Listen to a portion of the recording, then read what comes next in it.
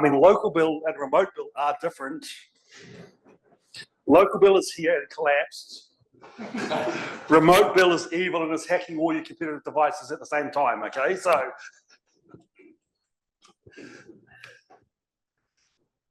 So this kind of really today begins the first of a series of 4 lectures. So Arthur liked to call me Bill here, but actually, as my mother used to say, Bill is fine, William is evil, okay? So even my colleagues from NTT, Asmussen know, when it's William, be warned. The first lecture here is still kind of introductory. It's kind of following on from the kind of stuff Arthur was covering, giving you a slightly different perspective. Also, in a sense, setting up the notation for other lectures in this course, and really giving you my perspective, because one of the things you'll find from quantum physicists, the uncertainty principle means we never agree on any interpretation. There's always more than one way to look at things. So re-emphasizing things a few different ways is actually very handy. So the first lecture I think I called a primer, okay? And in this primer, we're going to cover a little bit of random numbers, okay? A bit of QKD, a little bit of teleportation. Hopefully material that you should know, but actually also just setting up different ways that we think about things and where it is. But of course, quantum is a very old subject. And even quantum communication. So one of the things we need to start doing is thinking back, and I managed to go back to my graduate school days, okay? And as you can see from my hair color, this is a while ago, and this was the, we called it at that stage, the Brave New World. Arthur, you may be one of the people who helped build this photo in a sense. But it really was the beam splitter, 2 detectors, the randomness that was being talked about. But then when I bring these 2 beams back together, and I start asking, goes the top or the bottom, which detector goes click? We all know these multi-interferometers, we can tune them so they come out of one port. But if you block one beam, then we get a random choice out of here. And we use this to kind of say in the beginning, okay, this shows that quantum mechanics has wave properties and various things like this. So fundamental physics, okay? But is it? Is this useful? And in a sense, one of the most famous kind of experiments when this was done wasn't to try and detect wave-particle duality or what happens. It was a series of experiments by, I'd say, the inappropriate name now called quantum bomb detection. So what I want to be able to do is this becomes a bomb. If a photon hits this bomb, goodbye. But I want to know whether that bomb is there, okay? And depending on the measurement pattern here, I may be able to find this. So can we observe an object without looking? So this really was, you took the Mach-Zehnder interferometer, and we always got light out of this one port. But if I have an object, I replace the object being environmentally friendly with a tree. But I want to know whether the tree's in the forest. Maybe if the tree's fallen down, it comes around, if not.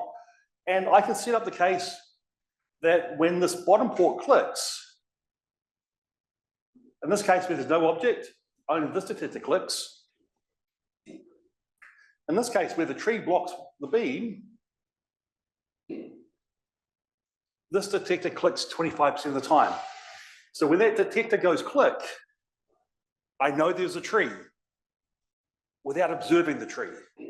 So the question is 25%. Is that the fundamental limit?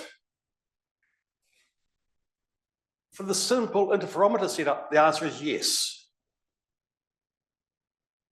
But when we move to some more elaborate experiments done by colleagues of mine like Paul Quett and various things like this, you can refresh these where you can make the probability that you detect the object go as 1 minus 1 over n. So the error is 1 over n. So you can almost deterministically detect whether the tree has fallen in the forest or not in the forest without observing it. So this is kind of really where the power of bomb detection comes around. I will give an advisory warning now. Do not carry around bomb detection equipment in your hand luggage. You will be stopped in certain airports and asked to explain what's going on, and this has happened to colleagues of mine. So, but the point of this is just kind of to show that what we thought in terms of wave particle duality, interferometers being of fundamental interest, we can turn into some practical technologies. And if you take this kind of area forward, okay, detecting whether trees are falling in forest, fine.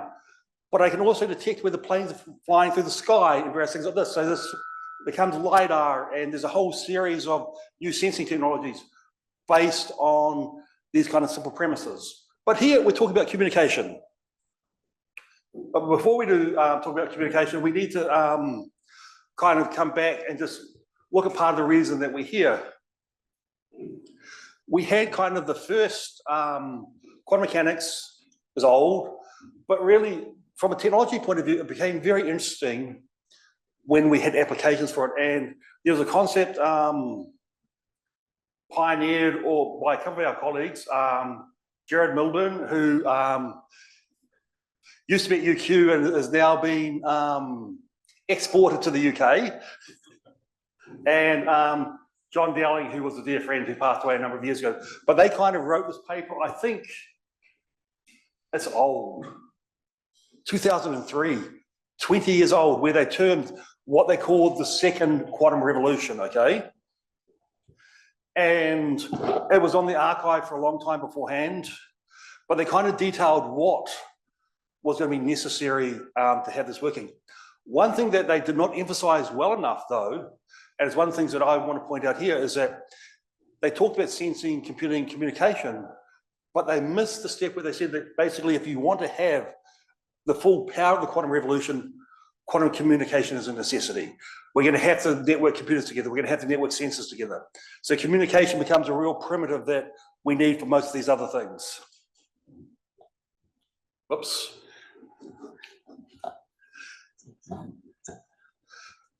So what is one of the problems we have now here in terms of communication? Let me try and stand here so I'm out of some people's way. So one of the problems that we have, or one of the areas we know, quantum computation in some ways is much more advanced than where we are in the communication space. So actually, these are quite old experiments with Google's initial chip, some work out of China with hundreds of qubits, Rydberg atoms now that are thousands of qubits. And we saw from the talk yesterday where Google are going, what the kind of power is. But when we look at what's happening in the quantum space, okay, especially the communication space, what we find is that where we've moved with communication is very limited. So one thing that I want to say very much up front, quantum communication is not QKD, okay?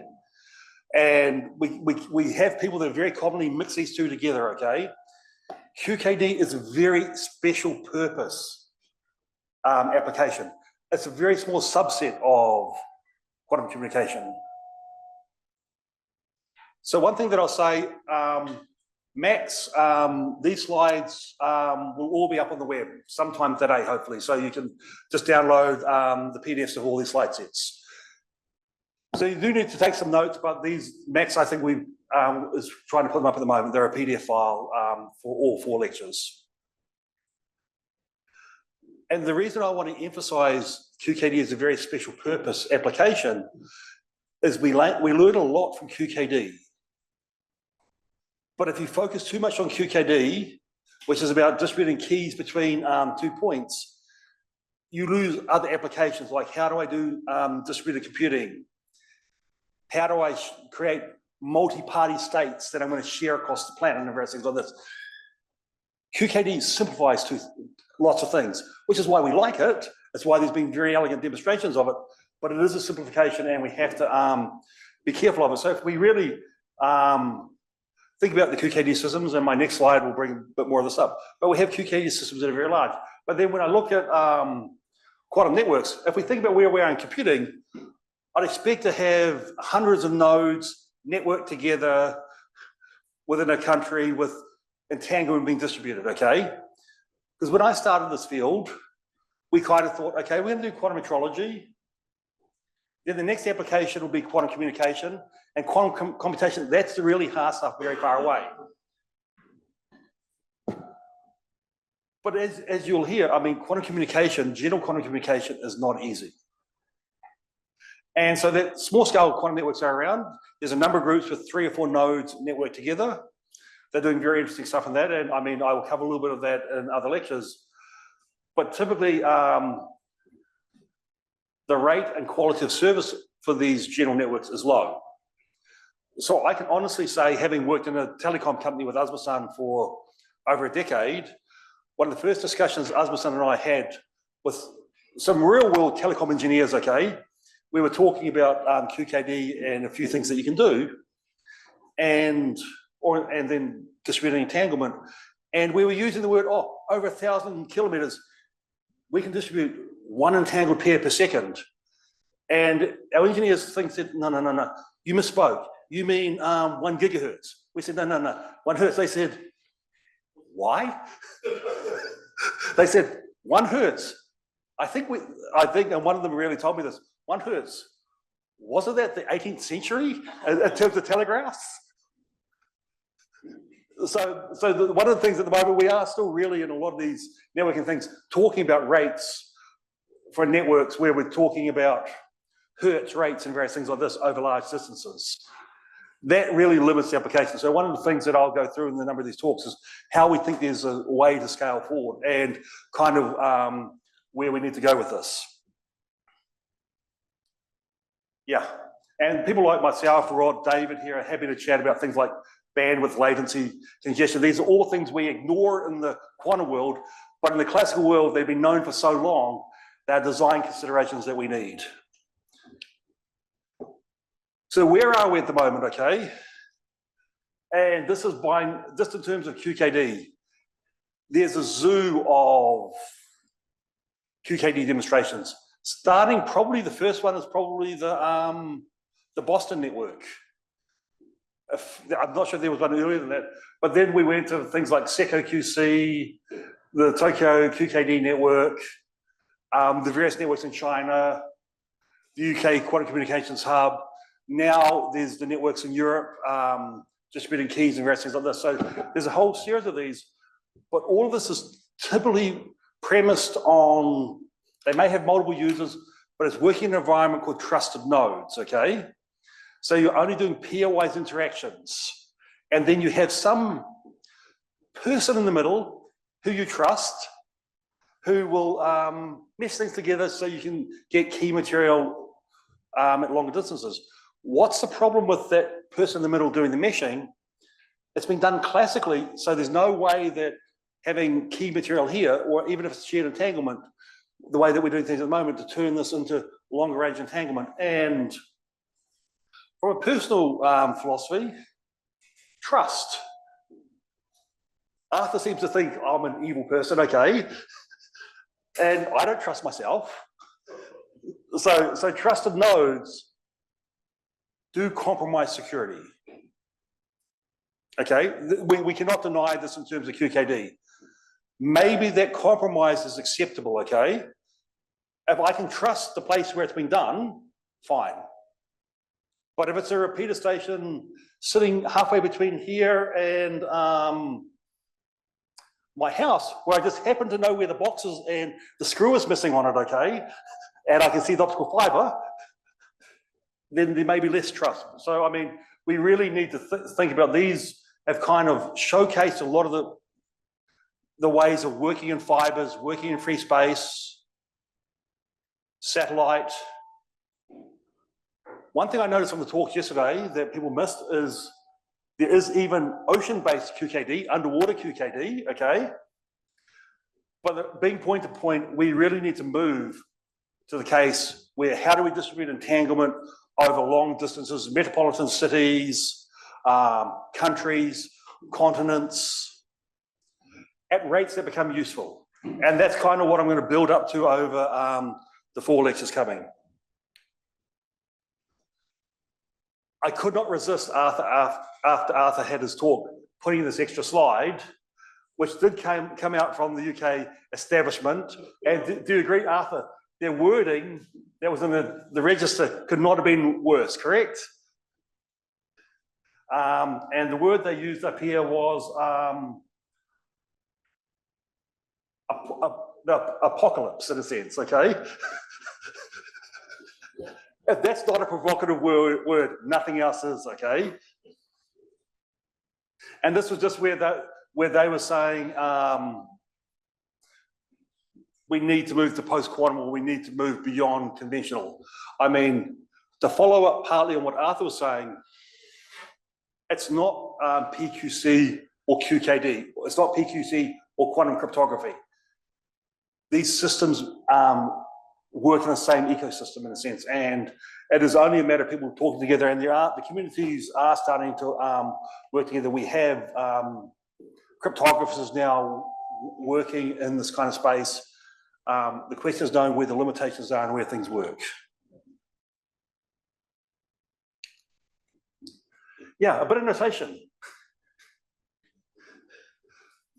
Good key, isn't it? And I just thought, I mean, we all use different materials, so we need to set a bit of notation here in a sense. So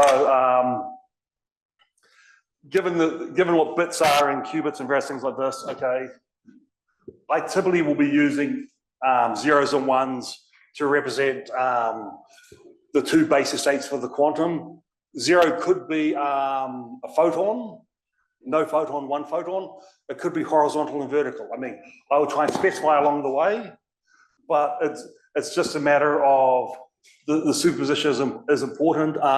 If we're thinking about where these qubits can be, and it doesn't have to be qubits, we'll come to this in a minute, but a space is not binary in nature for most quantum in a sense. So we could have photonic qubits, ion traps, neutral atom, superconductors. There's a whole range of them. So this is just notation. Gates. Because we're going to talk about error correction and various things like this, and I'm sure Rod covered some of this in your stuff yesterday because you would have been using it. Just kind of the various different matrices and notations and various things like this. This is important when we get to error correction. There's some basic mathematics on that in the Jupyter notebook we did yesterday, but I didn't explain it. I didn't cover it. Yeah. So basically, in a sense, I just want to put these gates down because these gates, when I want to do things like create entanglement, we start with both qubits in the 0 state. I apply a Hadamard, where the Hadamard rotates 0 to 0 plus 1. I do a C0 gate, and I end up with a Bell state. I mean, this is stuff hopefully you know, but I just want to make sure that we're on the right note. We have the same notation. The one that you'll find is kind of confusing sometimes is sometimes some groups call it a pi over 8 gate, some call it a T gate. And in some ways, the T gate is an interesting one because it's the one that sits outside this Clifford subspace that we can easily simulate. Again, I don't need to cover too much of this. When I have multiple qubits, I need something like a C0 gate, C-phase gate, some gate that creates entanglement between different lines, between different qubits. But why do we want qubits? And this is kind of, Jackie, preempting a little bit of your stuff tomorrow. Why do we work in binary? Why do we instantly move to qubits? We move to qubits because the classical world, our logic is binary. You can find some trinary logic, okay? And what in the 60s and 70s, people were working on trinary classical logic. But normally when I think about a bit, no voltage, voltage. So a lot of the classical world is on, off. But in the quantum mechanical world, my atom may have ground state, first excited state, second excited state, third excited state. I may have a photon where it can be in this path, this path, this path, this path. Is there a reason that I'd not want to use the fullest space? Is there a reason that I'm going to really insist that I work with only qubit logic? For algorithms, this may be necessary, okay? But one of the things that has been found is that when we move to this qubit space, sometimes your computational tasks that you're trying to do are more robust. You can get higher key rates out. You can get more randomness out, in a sense. And the other one is, given that we're talking about photonics, photons are the natural platform for moving away from the binary system. We have continuous variables. We can have time bin. And when I worked with time bin engineers, when I said, please make 2, they said, why 10 is easier? So let's use a natural system. And if the qubit gives you an advantage, then we should really utilize it. Just because we're talking with photons. Okay. Yep, I had to make sure I did not write up a Ralph splitter here, okay? One of our colleagues gets the beam splitters around the wrong way, and given that I spent a long time with them, I occasionally do myself, but the beam splitters, you notice here that I've written 2 notations, okay? Blue and red.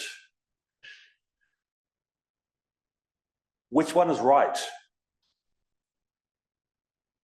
So who thinks the blue one is right? Hands up. Everyone thinks blue is wrong? Is red right? At least one of them is right. So which one is right? Both. They're both right. It's really a convention about when you reflect off the mirror, where it comes. So typically, lots of theorists like this, where we put a minus sign on here, okay? The experimentalists like the symmetry, typically, in a sense, because it's just the eyes, and you don't have to worry. But as theorists, eyes, it's an extra symbol to write. The phase shifters just takes a mode and rotates the phase of the photon, the light beam, by a certain angle. The polarization beam splitters. We'll be using these building blocks all the way through. So just being really explicit about what they are is important. Quantum dice. And the question when you start thinking about dice, how much do you want to trust? And you have a choice when you start talking about trust. Do I want cheap and cheerful? Cheap, pretty good? Or do I want pristine quality, but $1 million per bit? So really, in the random number space, you can really go between these 2 extreme regimes in a sense. You can have random number generators that are working in the gigabit, but actually how good the randomness and various things like this, you've got to make assumptions about the devices.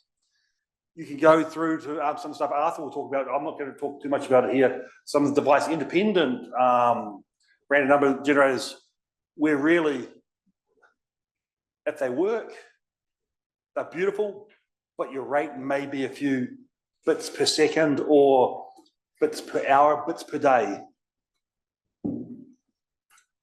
And there is this inherent trade-off. Why do I want random numbers? It's the fundamental question in a sense.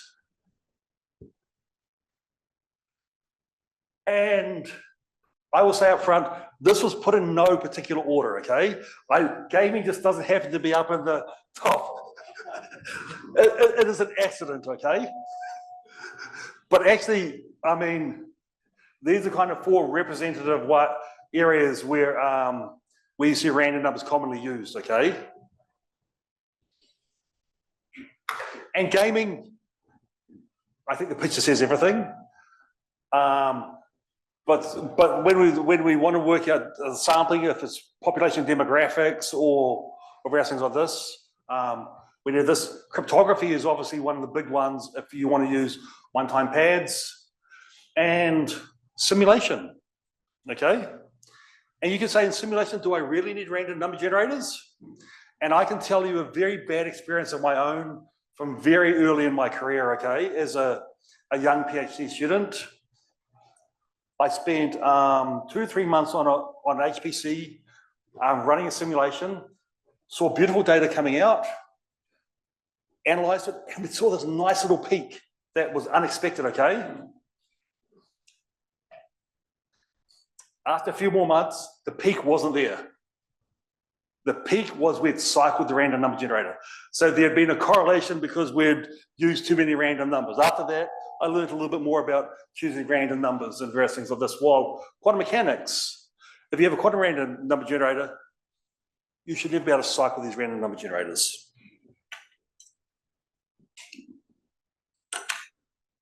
So kind of the example that Arthur put up, okay, a single photon onto a 50-50 band splitter, 0 or 1, is the classical random number generator that I believe was patented by John Rarity, actually. I believe there is a patent that expired many, many years ago on the random number generator. Does it have to be a single photon? No, I can use polarization as well.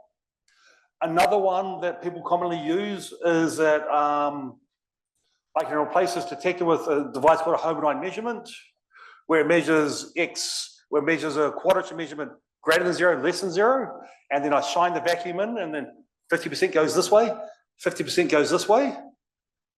It works very well. What is the problem with this? Okay, this is a very good random number generator if I trust the band splitter being 50-50. Or these detectors both have the same efficiency. So I used to at one stage work for Hewlett Packard. So we bought one of the very earliest commercial random number generators from ID Quantique at that stage, okay? Very nice USB box that we could plug in, gave good random number generators, and then I believe my wife is gone, so this won't get me into trouble while she's gone. So one day I decided, can we hack this random number generator, okay? So I borrowed her hairdryer and came in and heated up one side, and it became biased. I did return the hairdryer without her knowing, so you'll have to edit that out of this video, please. But the problem with these, what we call these device dependent random number generators, is we really have to know or be able to characterize what the device is going on and see whether they're changing. So one of the questions that I asked, but you never answered in a sense, is why do I want a quantum random number generator rather than some other source of randomness? Any ideas? Why is quantum better?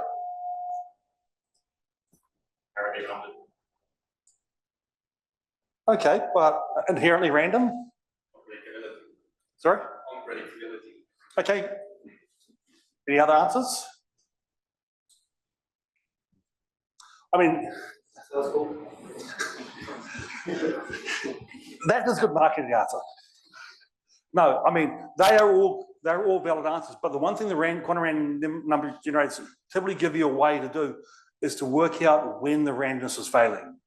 If the device starts playing up, a lot of these random number generators you have, especially in terms of the semi device or the device independent, you can check whether they're functioning as advertised.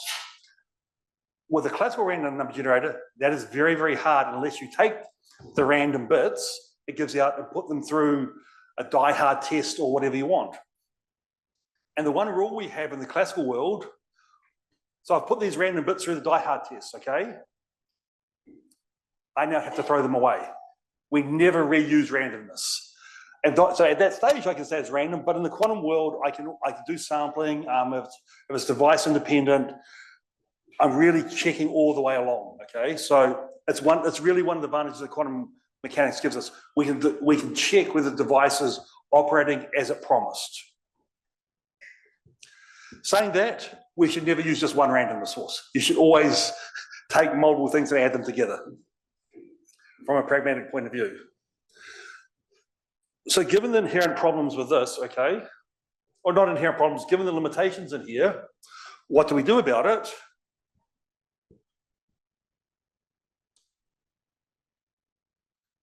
And it's easier for me to look at this example here, okay?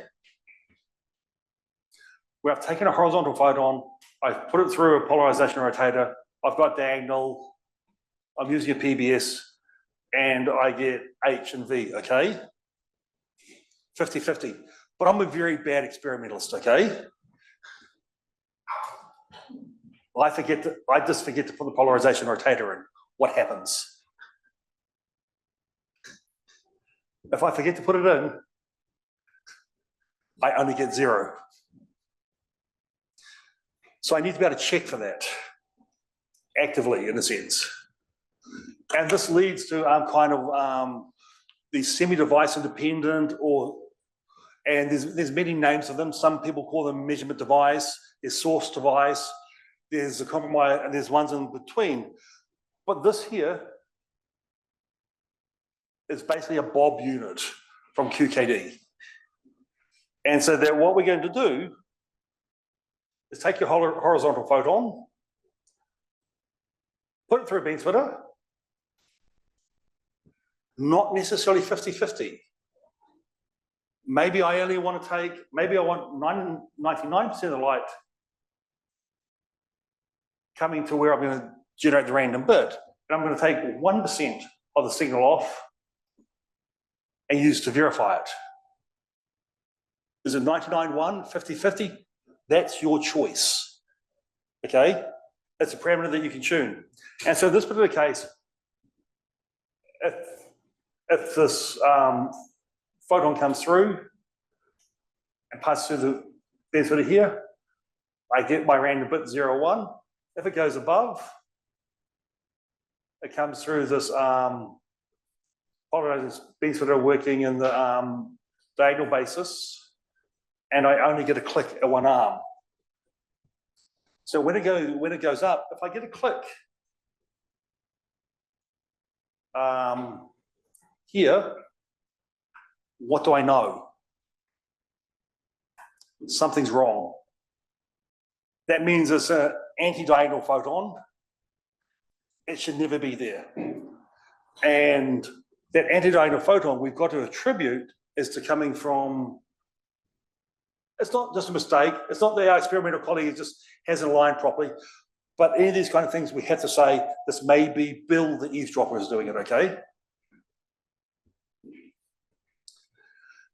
And so that with these kind of designs where you have QKD, I mean, these are still in the labs, but you're starting to build verification, certification into these devices. So there, you can start checking along the way. More importantly, they're safe against quantum attacks. So lots of the random stuff that we have is safe against classical attacks, but if someone has a quantum memory or something else, they can compromise. But if you want the ultimate level, it has to be device independent, where I trust nothing.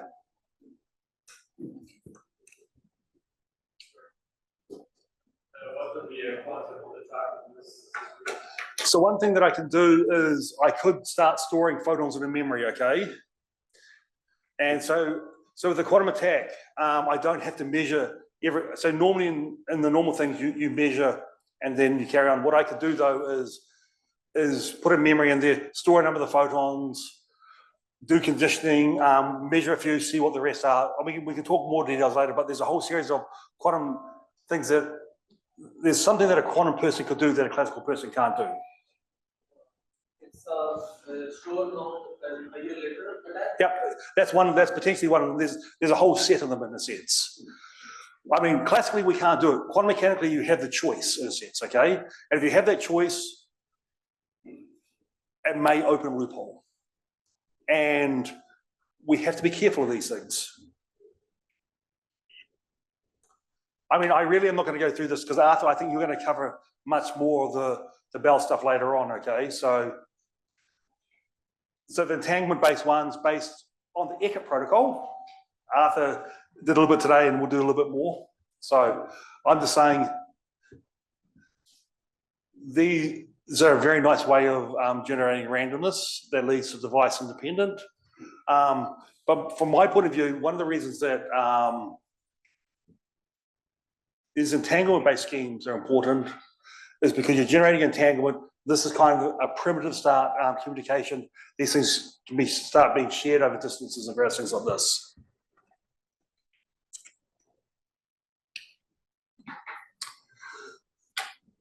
So you probably had never realized you can actually, if you're a real geek, and sorry, I'm an iPhone user, not an Android user, but you can actually buy a Samsung phone with a quantum random number generator built into it, okay? I actually think now it's using technology from ID Quantique, who are now owned by IonQ. But really, they've gone from what was tabletop experiments into small USB boxes, now to the size of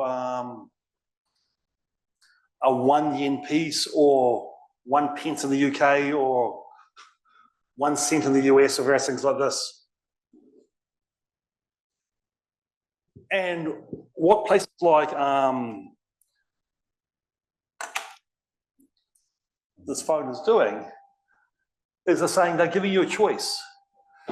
You've got your quantum random generators that you can use when you want. You also have a pseudo random number generator in there, okay? So you choose which one you want to use depending on the level of security you want. You can combine both together. You get options. And I mean, this has been out for a while. I think I have it on the next slide.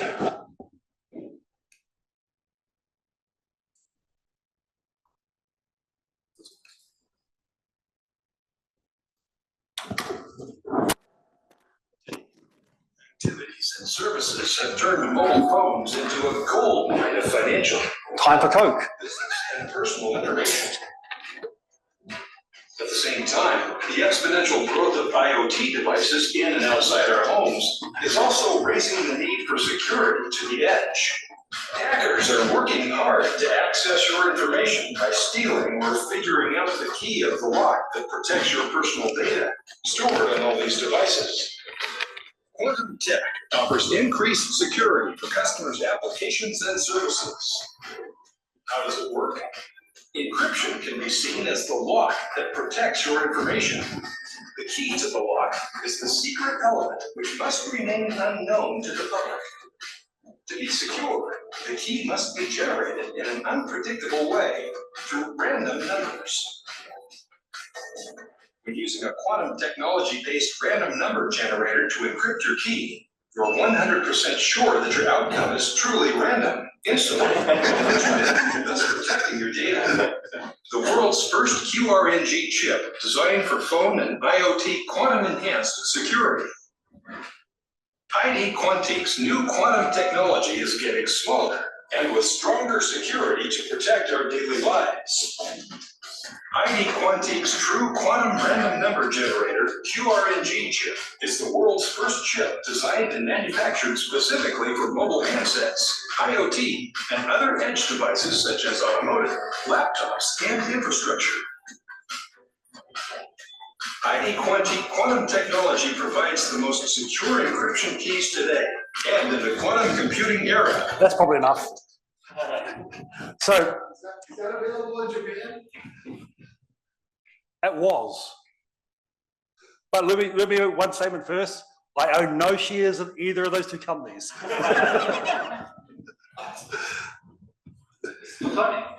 It's photonic. I mean, it's basically their old bean splitter thing, really packaged and integrated down to about the size of a 1 yen piece in a sense. And you may think that miniaturization is not hard, okay, but then there are detectors in there. But in a sense, when I build a phone, okay,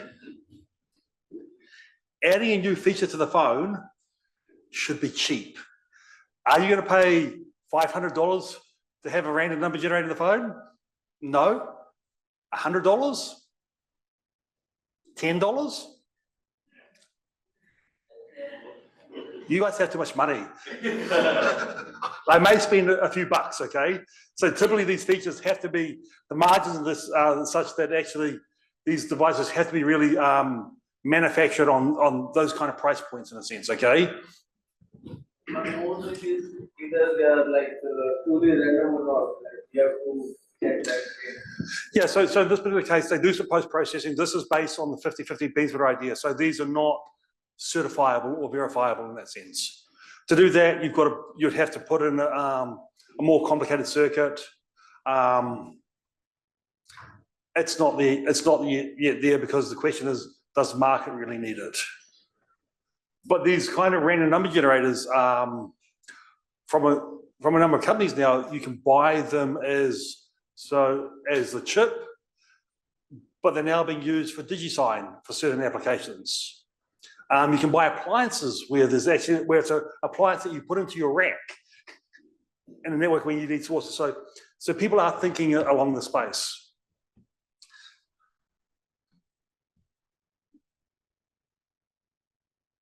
One of the things that typically we need to think about when we do randomness, okay, and it's always one of the important things, is that I don't want to store randomness. I want to generate it and consume it. If I store it, thank you very much. I have your keys. So this is kind of why the simple device dependent schemes, the high rate, they generate a lot now, generate them, use them. With some of the device independent cases, I mean, I've been involved in a number of those experiments. So we spent a day generating the data, 3 weeks doing the post-processing on big supercomputers to extract the key material, okay? What we get out is fine, but it depends on your applications. I mean, so some of the work I did with Asma-san and colleagues at NTT was to work out a compromise area in the middle for some of these semi-device where we could generate 100,000 bits per second real time and have certification on them, okay? So randomness is in that particular scale. So now that I've got random numbers, and they probably are really, from my point of view, the first really useful quantum communications technology in a sense. Because, I mean, for gaming, do I really care if it's random? Do you? If you said, if someone came through and told you this machine is a quantum random number generator in there, would you trust it more? Actually, I think probably the public would, in a sense. So QKD, okay.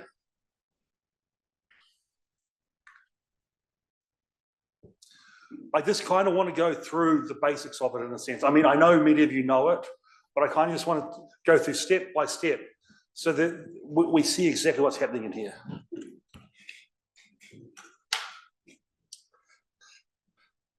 I promise I wasn't angry.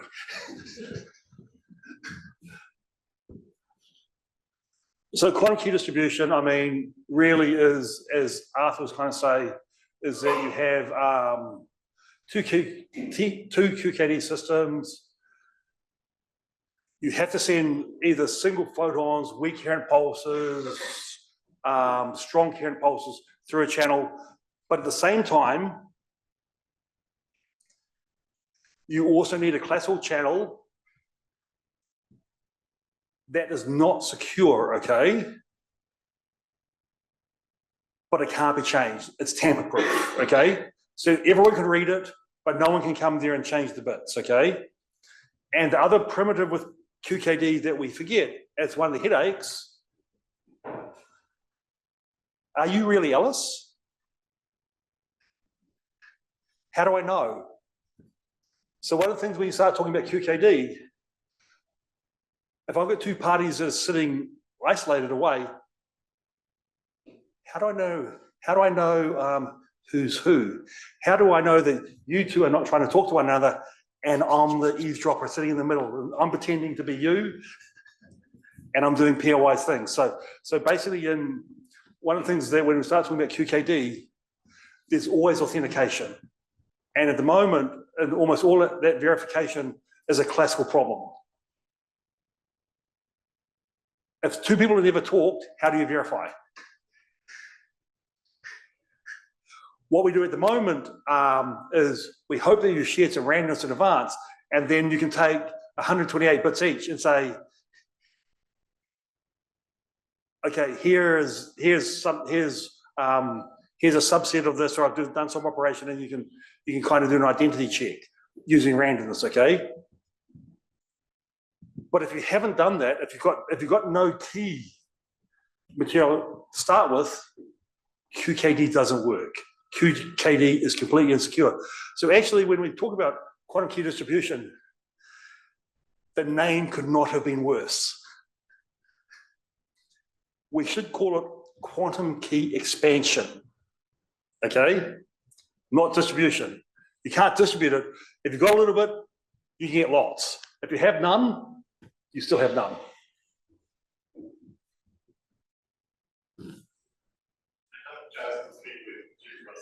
Yep.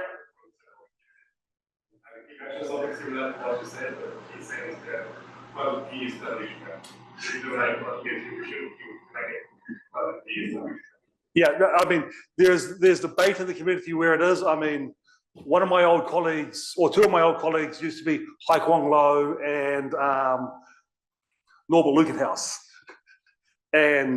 But I think everyone agrees the word distribution is it's a word that's stuck now. But I really need to emphasize that you need randomness to start with. So this is why it's expansion. So let's go through the nuts and bolts of here.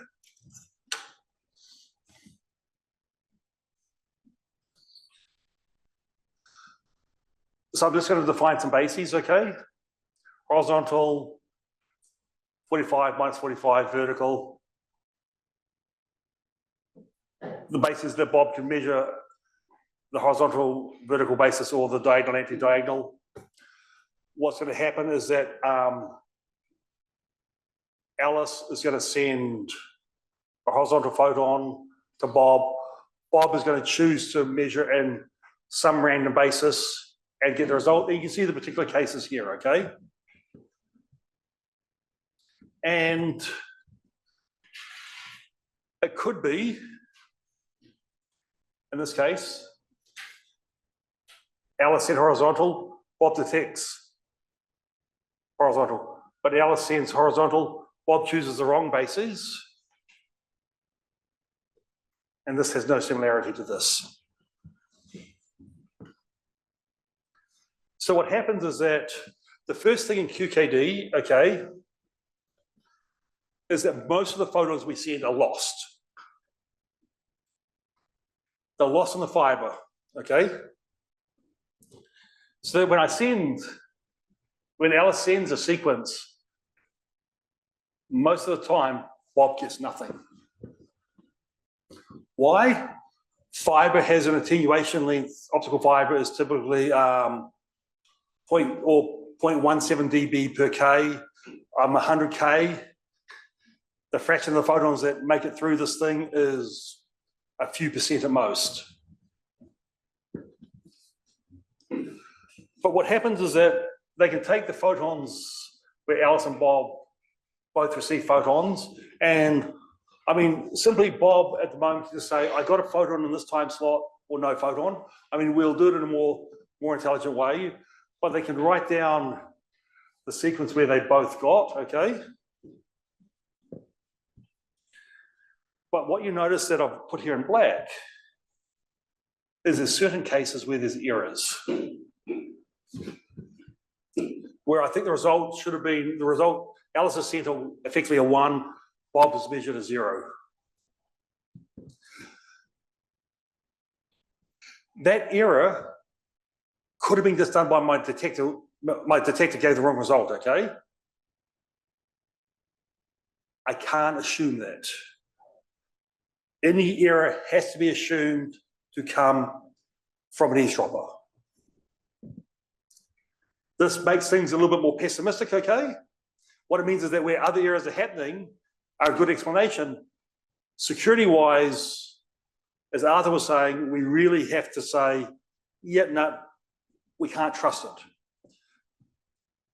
So how do we deal with errors, okay?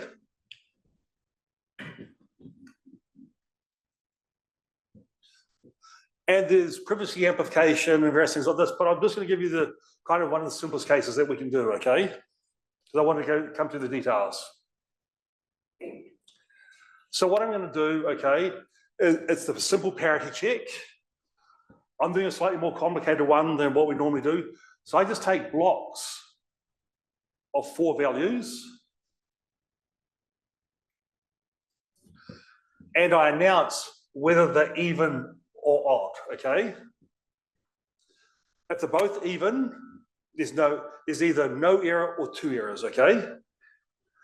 I'm assuming here the errors from Alice are small enough so the chance of 2 errors is small. But if I can calibrate this, whether it's a block of 8, I mean, you can go through and work this out.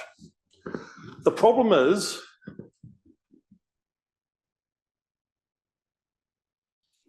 when I get a case like here, the even and the even, no error, what's wrong? So I only have 4 bits, correct? I had 4 bits, I checked those 4 bits. My 4 bits and David's 4 bits, we believe agree, okay? I've told you it's even parity.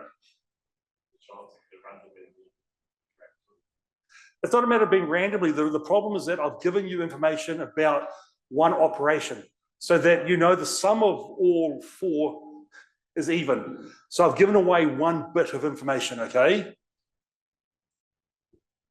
And so given that I've given away 1 bit of information, when I have 3, I've got to do an operation to remove 1 bit in here. Or when I do other operations, I've got to remember that Eve now knows 1. In this particular case here, what do I do with 4? There's an error in a sense, okay?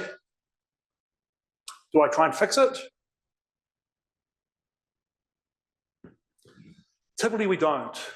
Typically once we get down to 3, I give up, okay? Because what I could do is go from a block of 4 where I know that there's an error. I could drop this to a block of 2, okay? But once it's a block of 2, I'm giving away a bit and you're getting into diminishing returns. And where you set these thresholds is kind of, depends on your model. And I'm doing this in the most simplistic way at the moment, okay? I'm not telling you how I remove it, okay? But then you end up with, you remove this 1 bit from the parity, and then we carry on.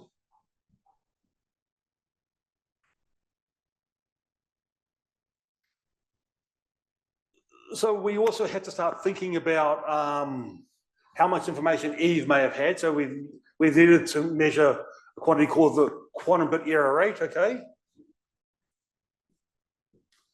And then, I mean, we basically need to do this, what we call privacy amplification, a universal hash function. I'm not going to cover these in details. I'll have to chat to people afterwards about the details of what's inside those devices.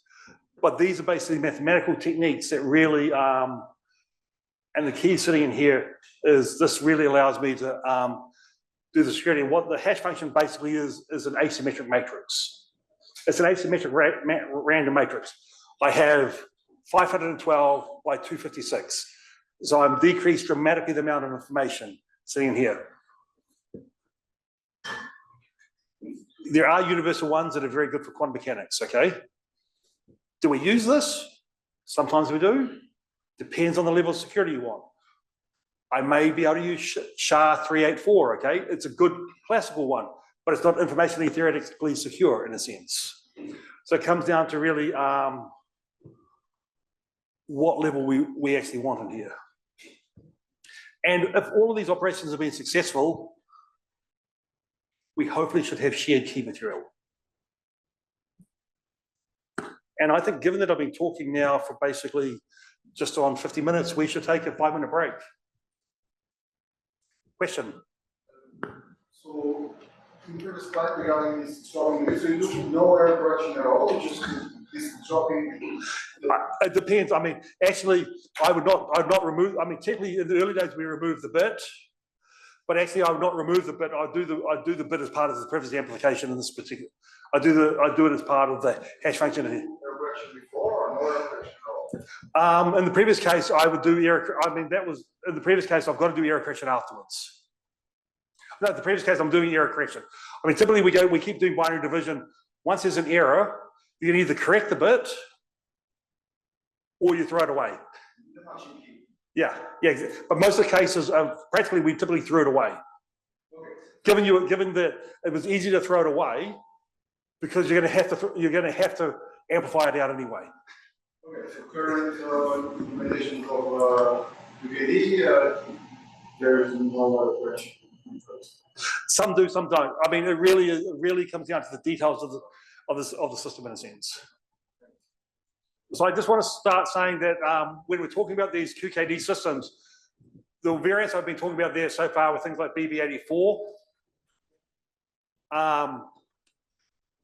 We can start adding security. We can start making these systems more complicated. We can move to devices like measurement device independent, where measurement device independent,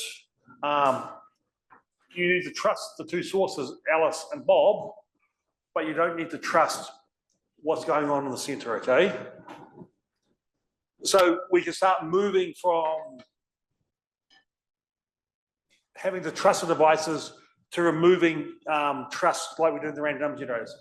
So there's measurement device independent QKD, there's source device independent QKD, okay? So you can take the piece that you want to remove in a sense. But normally when we start going to these measurement device or various things like this, we have to introduce the third party Charlie, and it's just that we don't trust Charlie in a sense.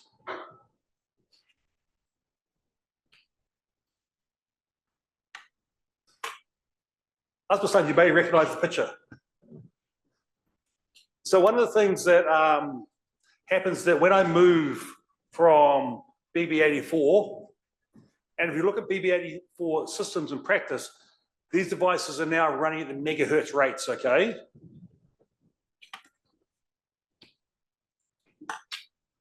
But when I want to run a system like this, I need Alice's photon and Bob's photon to both arrive. They're both going through 100 kilometers of fiber. That fiber is going to randomly absorb photons.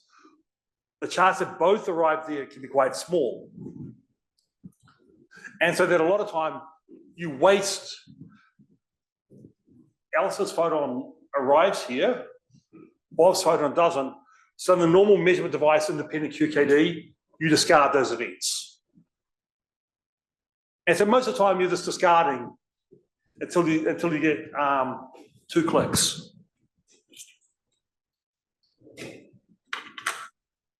So what Asmussen proposed a while ago was an adaptive scheme, okay?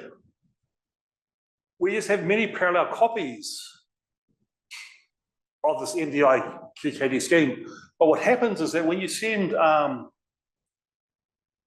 photon, You don't measure the state of the photon, okay? You don't measure whether it's horizontal, vertical, or whatever, but you ask the question and you do a measurement to say, did the photon arrive? So I want to do what we call a quantum non-demolition measurement, where I detect where there's no photon or one photon without disturbing, is it horizontal, vertical, diagonal, anti-diagonal. So if I can say that in this particular case here, from this QND measurement, yes, a photon arrived here, it did not arrive here. It did not arrive here, it arrived here. If I know there's a photon that's arrived from here and a photon that's arrived from here, I can use a software switch to bring this and this together and to do a Bell state measurement on those photons that have successfully arrived, okay? So rather than discarding those events, I can now bring them together and I can improve my key rate dramatically.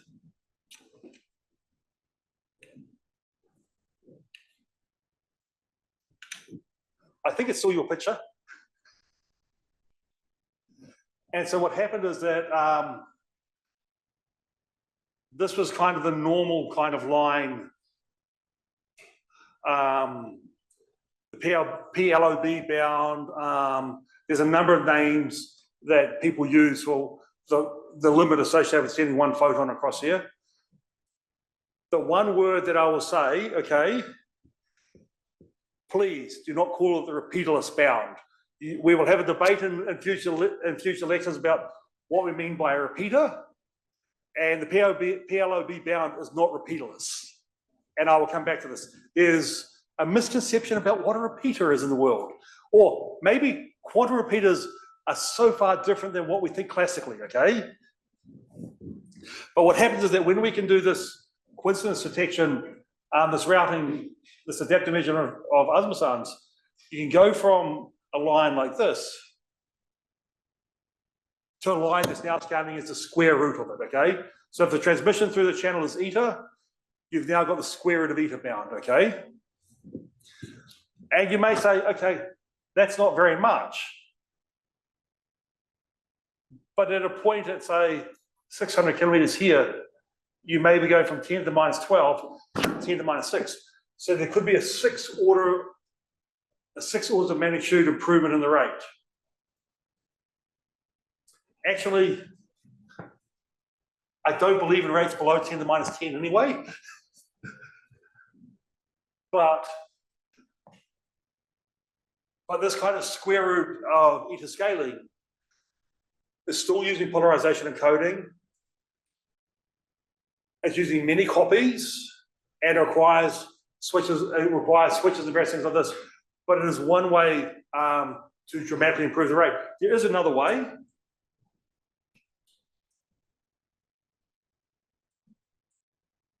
And twin field QKD, okay? And I will give apologies now. This is not the way it was originally presented, okay? But I'm really hacking it around to just bring in the simplest possible elements from it. So what is going to happen is Alice is going to randomly choose a state that's 0 plus 1, no photon plus 1 photon. So I apologize about the notations. My students from my class can tell me off for it, okay? So I can have 0 plus 1, 0 minus 1, 0 plus I1, 0 minus I1, okay? And then I can use 50-50 beam splitters in the middle and post-select on the case where I detect one photon. So there's one photon that's either come from Alice, nothing from Bob, or vice versa.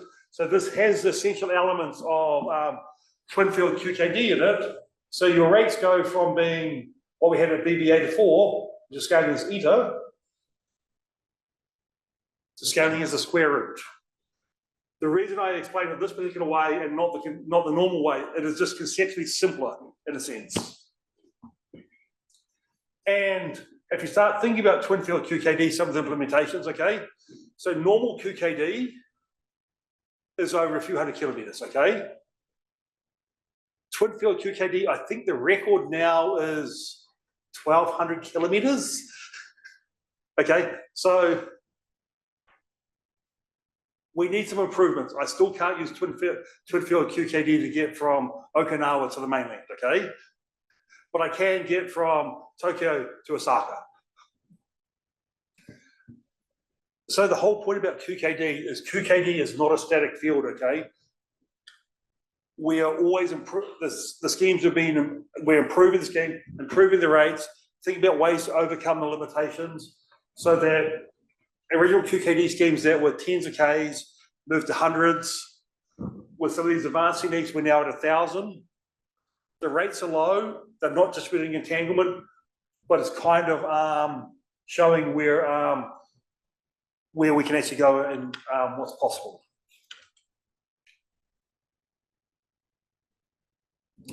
I'm not going to talk much about this. So normally I'm focusing here more on single photons, but there's an entire another field called continuous variable QKD, okay? And instead of using single photons 0 and 1, I use laser pulses. And I encode in phase and various things like this. And the CV QKD systems are fast. David, is the security proof completely done for CV, or is it still? Yeah. So in the twin field and all this, the security proofs are pretty solid in terms of they include almost all the effects that we have. There's information theory proofs. In the CV, I haven't caught up with it in the last few years, but there's potentially a few minor areas, okay? But they've taken out the majority of the major attacks and various things like this. But CV, why do we want it? Why do I want CV over single photons? The simple answer is the telecom world works with laser pulses, okay? So do you really want to send a single photon down a fiber when the same fiber I'm now sending a laser pulse with 10 to the 6 photons in it? Also, single photon sources are expensive. Okay, buying a green laser pointer, cheap. So it's a matter that the CV kind of has been popular because it is really much more telecom. It naturally fits the telecom infrastructure. Single photons will fit into the infrastructure, okay? But people are now going through saying, what happens if I have in this fiber a single photon and the fiber bundle next to it I have a strong laser pulse? People are really trying to characterize what the errors and things like this are. And the single photon stuff, most of it's been done with dark fibers. A lot of CV stuff is done with live. But the problems that we've had in the single photon stuff, these are being overcome. There's a lot of engineering. One of the reasons that I do like CV typically is the rates have been much higher over the shorter distances. Single photon sources at certain rates are okay, but in the telecom thing, we have 10G sources and various things like this. The one thing that I'd say, and I may be wrong here, so take this with a grain of salt, as far as I know, the single photon based cases, twin field, NDI, and various things like this, they are secure over 500 to 1,000 K and various things like this. Most of the proofs that you see, most of the stuff for, in the CV world, we're normally talking about rates sub 100K or around the 100K mark.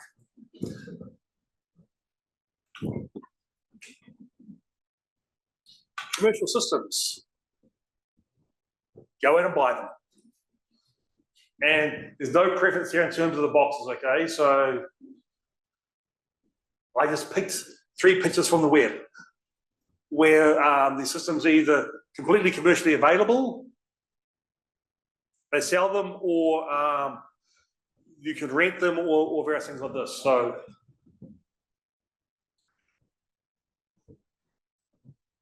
and I mean, these QKD systems, if you go out and do a search on the web, you'll see there's many demonstrations that they've been using in real world things. I think Switzerland used it for voting in one of their elections to secure one of the links. I mean, now a number of places are using QKD to change the keys in a number of the symmetric protocols and various things like this, so that we're not using them in the information theory regime, but we're using this to rekey stuff. Rather than rekeying it once a day, we can now rekey these things every few seconds. And the thing that I want to emphasize, and I think Arthur would have done the same thing, QKD is not a cryptographic system, okay? I really want to emphasize that particular point. It's only part of one. It only helps establish shared key material. So when we talk about cryptographic systems, we mean everything. And this has been one of the confusions in the community that we keep saying QKD is a cryptographic system and it's a small component.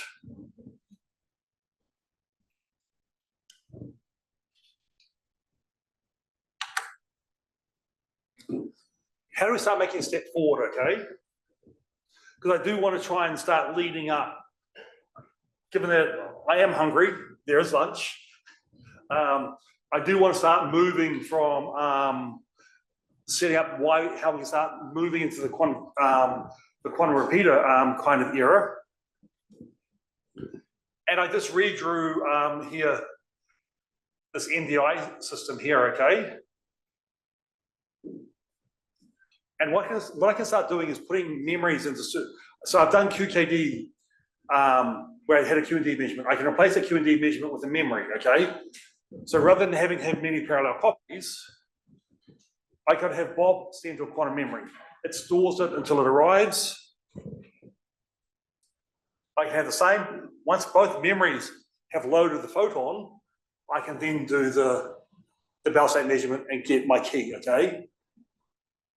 What am I trading off here? So rather than having to have n parallel copies where I use Asmussen's adaptive regime, I now replace those with two memories. And if we're going to start thinking about quantum networking, we're going to need networking in our memories. So this is one of the early ways we can start thinking about using memories as a bridge between QKD, quantum relays, quantum repeaters. But anytime you want to use a memory, it's tough. So I think on the last Friday of the school, one of my postdocs is an experimentalist whose day job is real life quantum memory. So he's going to come down and talk about the nitty gritty pieces of how hard they are. And I think he's going to talk about memories, and then straight after he's talked about memories, one of Kainomoto's students is going to come and talk to you in much more detail about this memory assisted and various things like this. So you can just see the balance. Teleportation. We need to start moving out of QKD.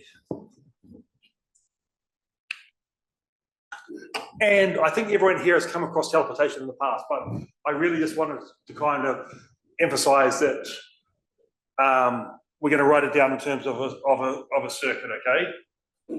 Alice and Bob had to share a Bell pair. 0, 0 plus 1, 1. HH plus VV. Alice takes some arbitrary quantum state, does a CNOT gate between, say, her photon and the photon, one half of the Bell pair, does an appropriate measurement, sends the classical bits, 2 classical bits that she's measured, to Bob, who does the correction operation, and then in the ideal world, Bob now has a state, okay?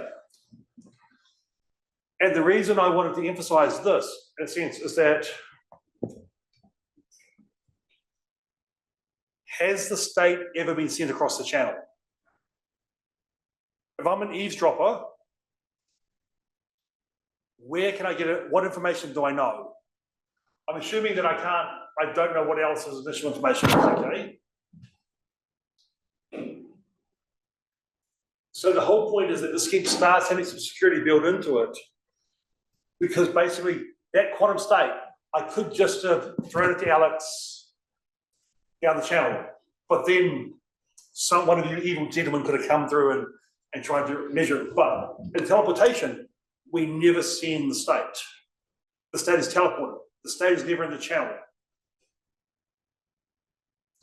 What happens though is Alice does need to send 2 classical bits.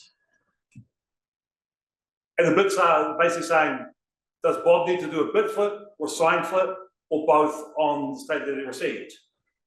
But ironically, saying do it, don't do it, still doesn't tell me what the state is.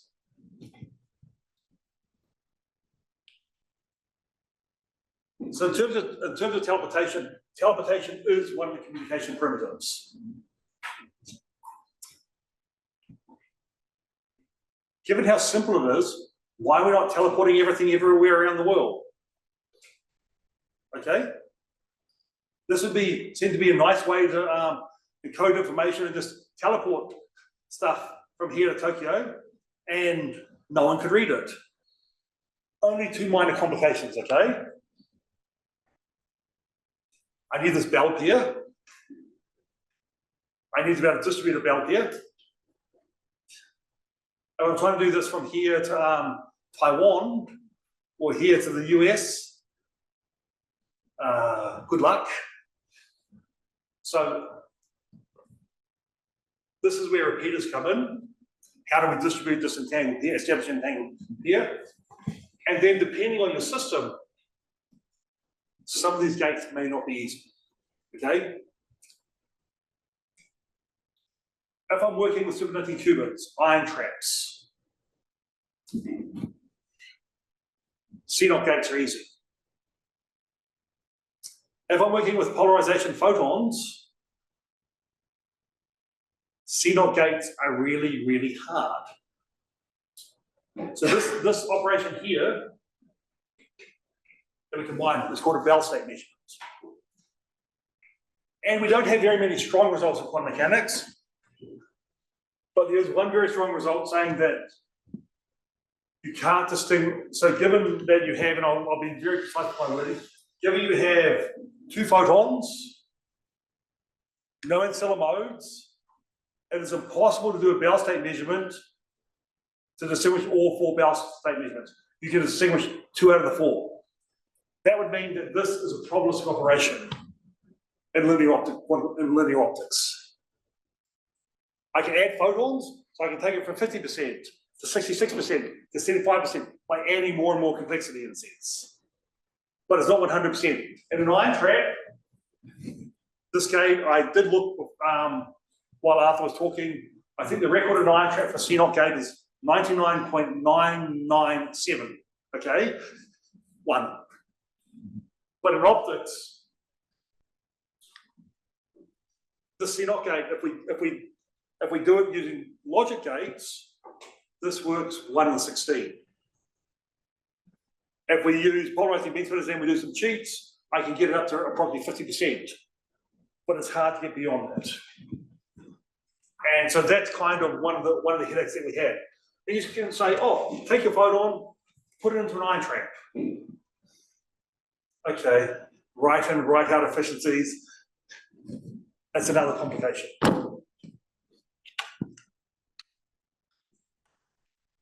So creating long-range entanglement, that's the headache. And this is what we're really going to start in the next lecture in a sense. We're going to take a channel and break it up into n segments and see what we have in terms of repeaters, relays, regenerators. So who here's heard of a regenerator before? Rod must have. Say that again, heard of what? Regenerators. Regenerated? Yeah, in the telecom world. Classical? Classical. Repeaters? Nope. All photonic classical repeaters are called regenerators. So you don't fiber amplifiers that are part of transoceanic cables are called regenerators? Yep. And so what I'm saying is in the classical world, there's a whole series of notation.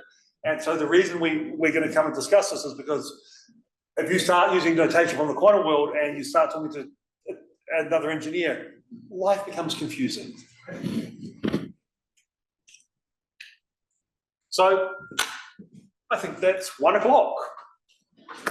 Thank you.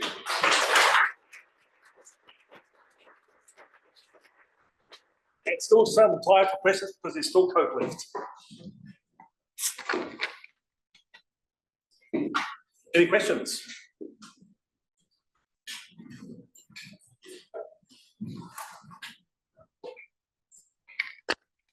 You want a mic or are you out?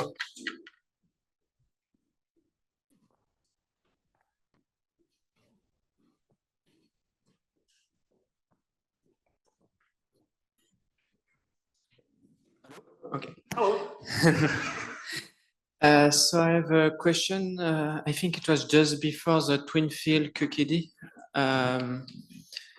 So you spoke about yeah, just before. No, after.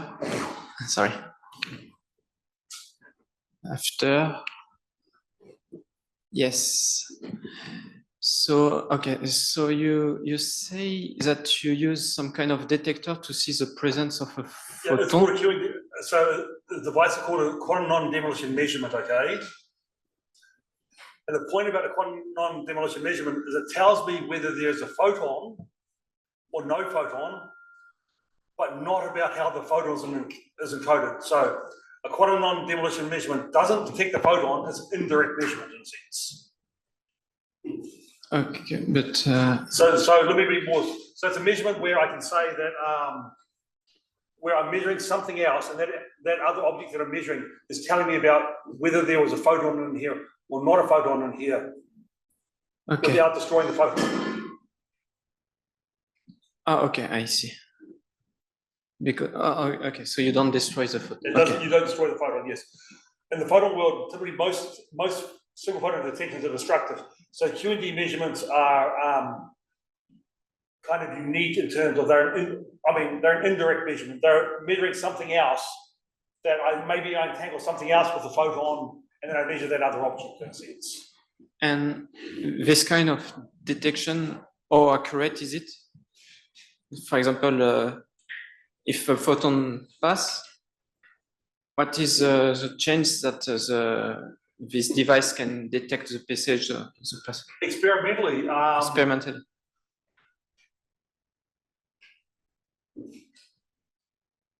at the moment it's low. Okay. It's probably, I don't know the exact numbers, but my guess is in an all photonic regime, it's probably tens of percent at max at most. It really comes down to how you do it. So one way I could do it, okay, is to do a CNOT gate to another photon. Okay, but that gate is probabilistic at less than 50%.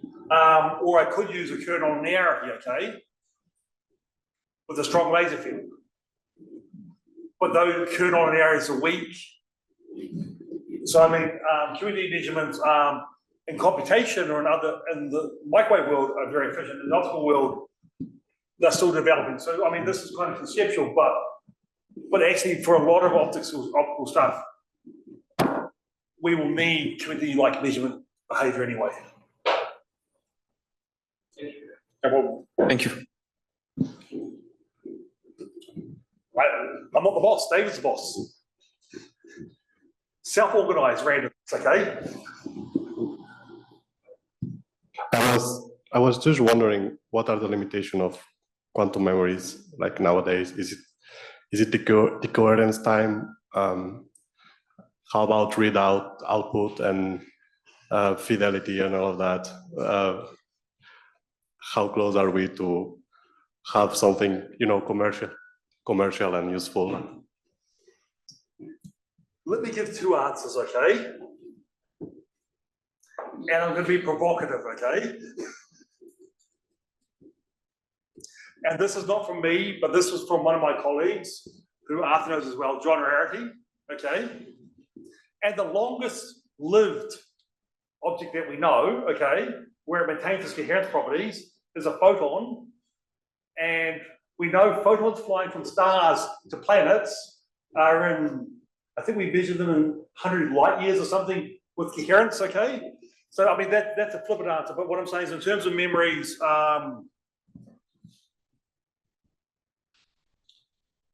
depending on the system that you want to use, NV centers are the millisecond to second regime. Nuclear spins have been up to hours. The biggest problem that we've always had is read in, read out, okay? And I would say at the moment worldwide, as many countries are playing with or moving to programs in quantum memory and quantum technology, they're basically trying to really make these things efficient. So in an ion trap, trying to write a photon into an ion trap, the efficiency is less than 1%. But in an NV center, Delft, where David was, and a few of the students here, they've been entangling 3 NV centers, and they're not writing into the NV centers. They're always doing an emission model. So it depends. So you can get away with potentially only needing one way, okay? Because if I only emit out, I never need to write in a sense. So there are choices, but none of these schemes are highly. They're not at 100%. If it was, I could retire, okay? And that really is one of the headaches that we have. That memories are the kind of we've seen a kind of generational change in the funding, where QKD is now moving into networks. As soon as you move into networks, we have good enough single photon detectors. The single photons could be improved a little bit if you wanted them, okay? But memories really are the stumbling block. And so we have ensemble memories. We have ion traps working at 4.2 nanometers. Then I'm going to do frequency conversion probably up to 1550. So the question really comes down to, what's my mode of operation in a sense? Do I want telecom, optical fibers? If I'm doing ground to satellite, I want a different wavelength. I want to be in one of the bands where the water absorption is less.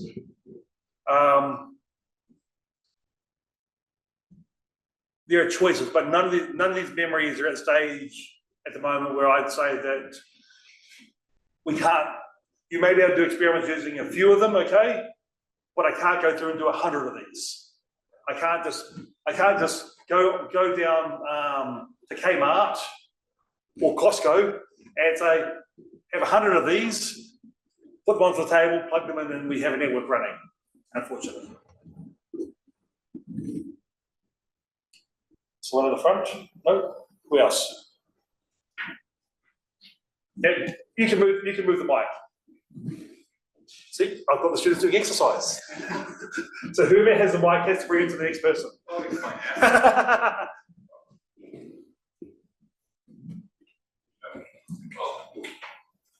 Silly question. How do you call the repeater of the bound? So the repeater bound I call direct transmission. Okay. Why? Because the problem is, what is a repeater? The problem is in the classical world, and I'll cover a little bit of this in the next lecture. In the classical world, a repeater has basically a double functionality. An amplifier just takes you the greatest signal and amplifies it back, okay? A repeater amplifies back and cures any noise problems, okay? So in a lot of the repeaterless bounds that we have at the moment, or the way that they're initially explained, our signal to noise is not being improved. We're not curing noise. We're curing loss, but not noise. So therefore, these from the classical world are not a repeater.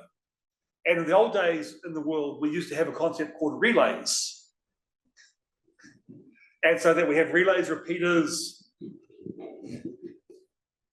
So I just want to be careful in terms of the terminology, because basically repeaterless means that actually what is the bound? So if I really want to be a cynic, okay, if I take the ultimate limit of the repeaterless bounds, I get a flat curve. because they just put enough intermediate stations in and do everything, and then the Palandro bound, rather than being the square root of n, it goes to the n to the power of 1 over n, where n's a number of divisions that you put into it. So that's kind of why, I mean, I've talked to Stefano quite a lot about this, and where he came from was an information theory kind of background, but the terminology was also being used in the telecom regime in a completely different way. And so it's kind of where the two communities are clashing in a sense. Well, I will discuss these bounds more because it's a headache, and we have to get it right, because one of the things that you'll find, so who here is a physicist? That's maybe an interesting question. Enough, okay. Rod? Not in the universe? Are you a physicist? Yeah, so one of the things is that the majority of the people here are physicists, okay? But as this community is going to go on, we've got to diversify out and bring in other people. So when you want to bring in other people, I mean, if we're going to do communication and you're going to be using fiber networks, you're going to be talking to telecom engineers. And it's funny for them to say that you're using quantum repeaters and they're using amplifiers. So terminology is, we've used it one way, but the community has to get a consistent language across everything, okay? Otherwise, there'll be misconceptions in a sense. Okay, Rod. I got four minutes, actually. First off. On that one, on the issue of terminology, Jack Romero is working with the ISO folks on exactly this issue on terminology. That may be more about quantum technology in general or about communications. So not specific to communications yet. It's on general quantum technology. But talk to her to learn more about the process, because she knows more than I do about the ISO stuff, and that's a big deal. So that was comment number one. Comment number two, you said earlier that John Rarity had a patent on quantum random number generators. I couldn't find that, but I did find one that was patented by some guys named Bousselet, Munro, and Spiller. That was after his patent expired. Yeah, I couldn't find the Rarity one, but yeah. I think the patent was done, I think, maybe 1987, 1988. And it was basically, it was done very similar. Yes, I had one going back that long. Yeah, yours is probably old enough to have expired now or be close anyway. Yeah. I hope so. Third comment on Bill is 100% right on security is not just cryptography, right?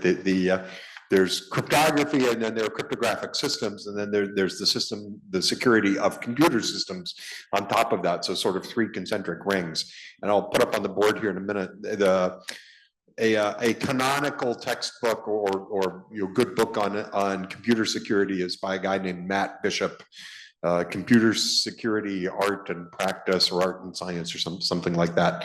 And it's like 1,500 pages long, of which only about 100 pages are actually on cryptography. So, computer security is a much bigger field and a much broader field than just the mathematics of cryptography. And then the fourth thing, so a couple of people I know have been wanting to talk to me, and I'll be around during lunch, but right after the next session, I'm gonna have to leave and head to the airport. So if you want to talk to me before I go, grab me at lunch. Thanks. So lunch,